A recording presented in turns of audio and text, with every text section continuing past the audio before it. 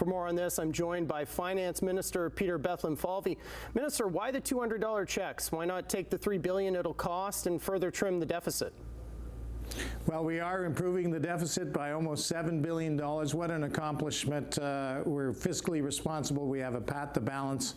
While interest rates and inflation have come down, the cost of groceries, the cost of gas, the cost of housing, is impacting a lot of families in Ontario. And, we've been very fortunate. Our revenues are up, so why not give back the hard-earned taxpayer money that we're getting and put it back in their pockets, and particularly at that time when many are feeling the pinch. So this is relief for families. It's timely, and we fiscally can afford it. Why give the $200, though, to wealthy Ontarians? Why not just give it to the people who really need it?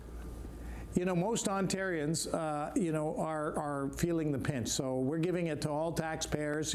For a family of 5, this would be $1,000. And particularly when those holiday bills rack up, the price of groceries, as I just said, they're up 20% in the last 3 years. Just because inflation's down doesn't mean they go down 20%. It means they're still going up, but just slower.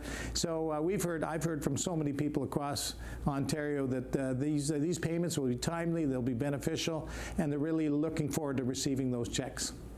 Ontario's debt has hit a record $439 billion, which is up $116 billion since the Ford government took office.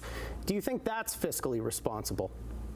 100%, because you have to understand the economy's grown by over $300 billion at the same time. Our debt to GDP, which is the fiscal measure of health, has actually gone down. In fact, in the books that we just closed, it's the lowest in the last decade. So really, we're fiscally much more responsible. We got a credit rating upgrade to AA. We got the lowest borrowing costs in the country now, the first time in a decade, and we're saving on interest expense over $1 billion, which we can then put back in people's pockets or make investments in healthcare or pay down debt. So I think it's absolutely, it's a relative. We're doing better. If we were a country in Ontario, we'd be in the G20, and we'd be the only one, or just about the only one, with a path to balance. We're very responsible, and we're building Ontario at the same time. Will your spring budget be the PC platform for an early election? I'm focused on just getting it done right now. We're rebuilding our economy. We're strengthening our health care. We're tackling gridlock. We're, building critical infrastructure in our growing communities. We're balancing the books, and we're providing, I think, timely relief to people in an affordability and cost of living, challenging environment. So, this is what I'm focused on. That's what my colleagues are focused on. That's Finance Minister Peter Bethlenfalvy. Minister, thank you very much for your time. Always a pleasure, Matt. Let's bring in political analyst Keith Leslie for his take on the minister's answers. Keith, what's your take on the minister's explanation of the checks instead of continuing to tackle the debt? Well, not only not tackling the debt, why not means test these things? I'm sure the likes of Drake and Kevin O'Leary are really going to notice that $200 check coming their way. It just seems almost reckless for the government to be spending $3 billion to send $200 checks to everyone when they could either, cut that amount by half or give $400 checks to people who really need it and not give it to people who don't need it. So I thought his explanation was almost, we can afford to do it now, people really need it now. But that's no answer as to why they're not means testing this.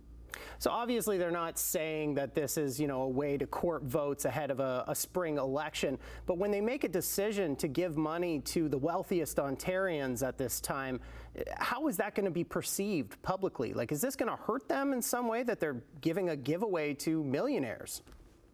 I don't think so. I'm sure the opposition will keep trying to hammer home that point, but most people are just going to look and see they get a $200 check and a $200 check for every child under 18 that's living in the house.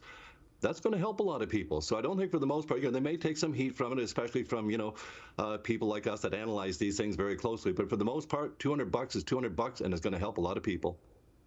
On the record debt, Bethlenfalvy says the Ford government has been fiscally responsible. Do you agree? Well, no. He sure makes it sound good, doesn't he? Because, our economy's grown so much, we can afford to rack up a $439 billion debt. And just for a little perspective, that is the largest subnational debt in the entire world. So I don't think that's very fiscally responsible. They're spending like drunken liberals, and it's just not what people expect of a conservative government adding $116 billion to the province's debt in 6 years. Now, the minister dodged my question about a spring election. The question that really is on everyone's mind today, do you expect voters to be hitting the polls in the spring? Oh, absolutely. I think what we're going to see, and Peter Bethlenfalvy teed it up, he's probably going to balance the books next year. It looks very plausible for him to do that. So the spring budget, balanced budget, a whole sort of a PC platform in a budget, and then boom, a snap election a year ahead of schedule. All right, that's political analyst Keith Leslie. Keith, as always, thanks for being here. Thanks, Matt.